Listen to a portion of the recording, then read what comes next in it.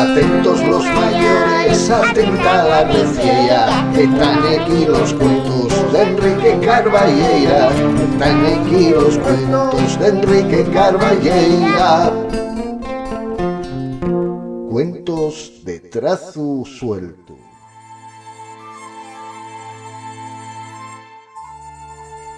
Muy buenas, bien llegados a este tiempo de los cuentos de trazo suelto en Play Presta. Saludos, collacios de los cuentos y las historias.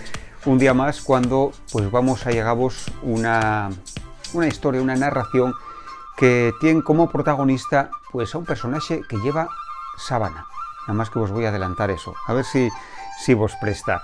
Ya sabéis que emitimos desde el estudio número 4 de Pico Borrina. Estamos en Casa La Blanera, en la parte arriba, en el desván, que es donde mayor cobertura tenemos, y la verdad es que va a tiempo que los espertellos se están portando bastante bien, ¿eh? Hay muy pocas interferencias, ya sabéis que tienen ese bezu de esgolase de los cables y claro, después pasa lo que pasa. Pues sin más, si vos parece, vamos a ir escuchando y viendo también la historia que nos toca en este día.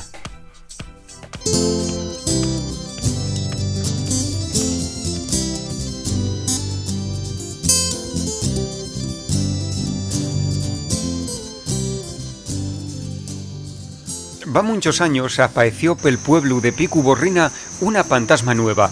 Debía tener 1000 años, porque la sábana estaba amarilla y en llena remiendos.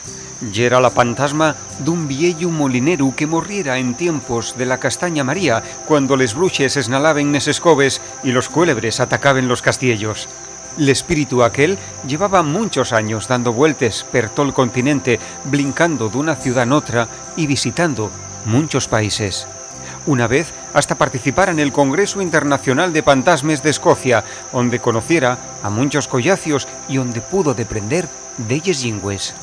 Después de tanto tiempo percorriendo el mundo, aquella fantasma quería tornar a casa y sentir nada más que la so lingua asturiana tan guapa. Asina que decidió quedarse en un pueblín pequeño y guapo, un pueblín como Pico Borrina, donde mercó un nicho bien afayaizu nel cementerio. Y allí pasó la eternidad, apavoreando a algunos vecinos despistados que pasaban pela rodeada, cuando la noche ya cubría el valle.